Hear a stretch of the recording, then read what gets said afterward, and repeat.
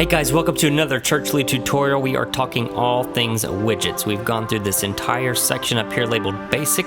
We're gonna jump in here to the media section, the gallery, and the slider. First, let's jump into these two things because they're image related, so they kind of related to each other.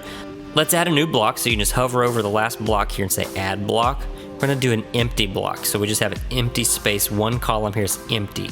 So we're gonna go to our widgets, add a widget, and do a gallery. A gallery is cool for things like you built a page and you want to highlight VBS, okay? So maybe you want to highlight a whole bunch of images that were taken. Maybe you had a photographer come in and you guys had an awesome time and you want everyone to be able to see that. So let's add a gallery of images. So we can do add image, and then you could add a folder, say VBS, and then drag all your VBS pictures in here. Churchly will optimize them for speed and load time, and then you can select them and add them to your gallery. I don't have a whole bunch of images like that, so I'm just going to grab a few images that are already here. I'm going to select these. You see that when I click them, I get a little blue box with a check mark. Let's select those. So those three images are now in my gallery. I don't necessarily like the way it looks by default laid out like this side by side. Let's click on it and click this edit settings. Right now it's set as a carousel, which means you have to click this button, the right or left arrow, to scroll through all your images. I don't think people are really going to do that. And it's set for 2 images per row. You could do 1 image per row, 2 images, 3 images, and so on, which just makes things smaller and smaller and smaller. So let's leave it at 2 for now, and let's go to the grid, because I like the grid setting better. So let's do the grid, and we'll increase the padding. Now watch what happens. It's going to add some space around our images, see? So let's leave it at like 2%. That's good. You could set this at 16 by 9, which it is right now, which is widescreen. You could do square, standard, rectangle, standard tall, so all kinds of different ways. Let's do like square, because it's kind of like Instagram. I don't know, leave it at wide. Wide works too, I like that. Images should fill their container. Let's mark that. If we don't, things that aren't widescreen will look like this, and we want things to look uniform. So we'll select that box. And then I like this, open images in Lightbox. If I select this box, now when someone clicks on this image, one of them, it's going to open up in the middle of the screen real big so they can see it. So we can adjust this to 2 per row. We can do 3 per row, 2 per row, 1 per row. I like 3 maybe right now. So if you had like 6 images, you could do 3 and have 2 rows of 3, which is kind of cool. I like that. It's not real obvious what to do with this, so let's add some text. And we already know how to do text because we've already watched all these videos. So let's click on text, and we'll come down here and add text, and we'll say VBS photo gallery. It's touching our images here, and I don't like that, so we need to fix it. But let's add maybe some descriptive text below this header that says something like click an image below to view larger. Sure. Let's add some space though, because we can't have text that close to an image. That's just not good design. So let's add our little space widget here. See the blue line appeared. That's too much. So we'll go to the minimum, which is 40. Let's leave 40 pixels between that. Now, let's create a little space here. Let's make it like 70 pixels just so there's some breathing room between the images and the next section. 70 pixels is good. There. Save the change.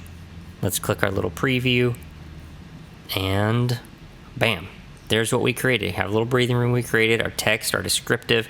You can click on an image and you can use these arrows to flip through your images. So pretty cool. So that's how to do a gallery. Now to do a slider, it's pretty similar, except you can lay out content differently. I'll show you. You can do a background with like text overlay and things. So let's add a new block real quick. And let's do an empty block. Now a slider, you can use a slider a lot of different ways. Google doesn't really like sliders a whole lot if you have a lot of them. If you have more than a couple sliders, Google doesn't like them because people don't sit around and watch sliders. They don't click on sliders. Sliders are like those things you used to see on websites, a big thing that fills the screen with an image and maybe a bunch of text on it.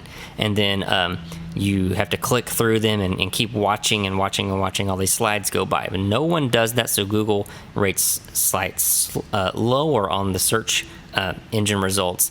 that have a bunch of sliders. So if you're going to have a slider and use it wisely. Use maybe 2 to 3 slides tops, and then not a whole lot of content on top of those slides. I'll show you what I mean.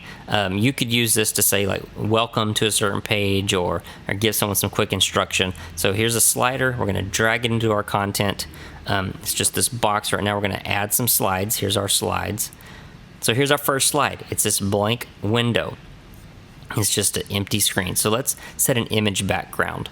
Let's use our backgrounds. This guy worshiping here.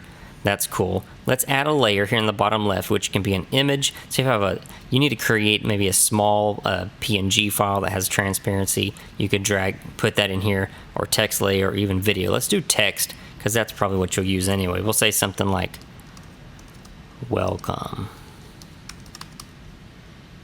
to our site.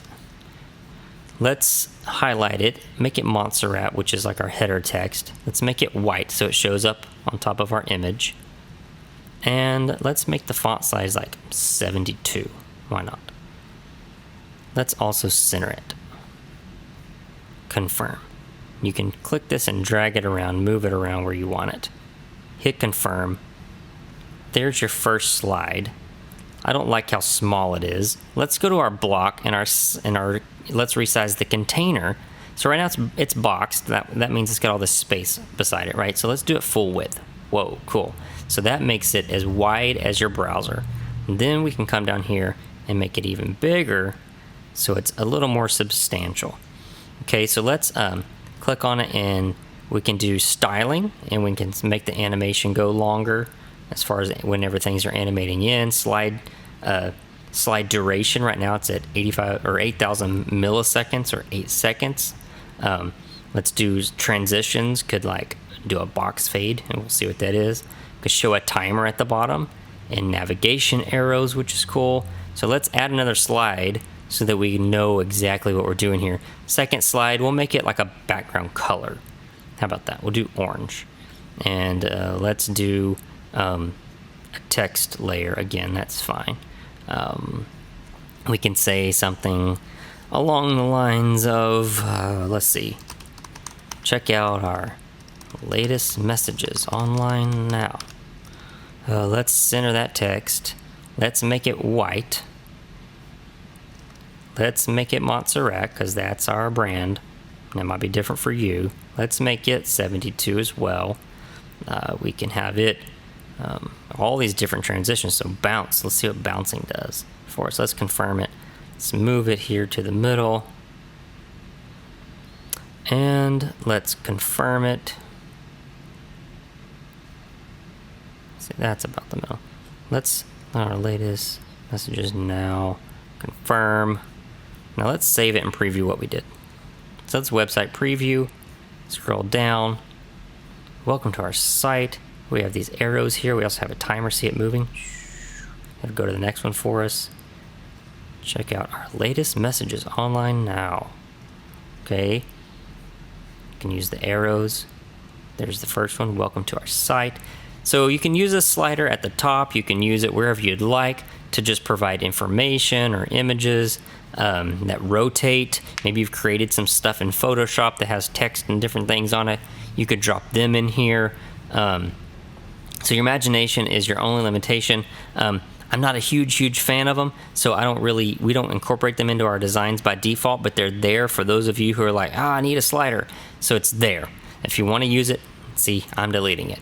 But you can use it if you'd like to use it. It's there for you. I hope this video was helpful. If it wasn't and you still have questions, jump over here to the Need Some Help button.